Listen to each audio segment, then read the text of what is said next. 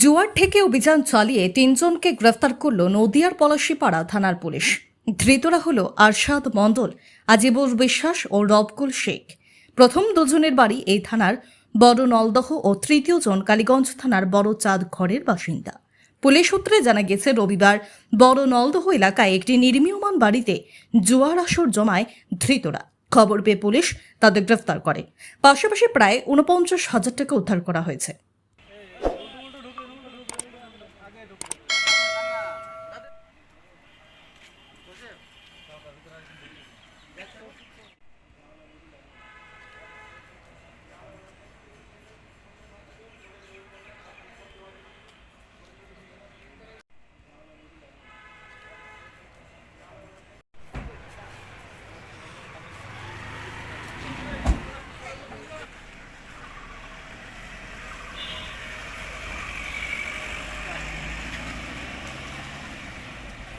যদি এখনও আমাদের খবরের দর্পণ চ্যানেলটি সাবস্ক্রাইব না করে থাকেন, তাহলে এখনই সাবস্ক্রাইব করুন, সঙ্গে বেল বাটনটি ক্লিক করুন আর পেয়ে যান সব খবরের দ্রুত ভিডিও আপডেট।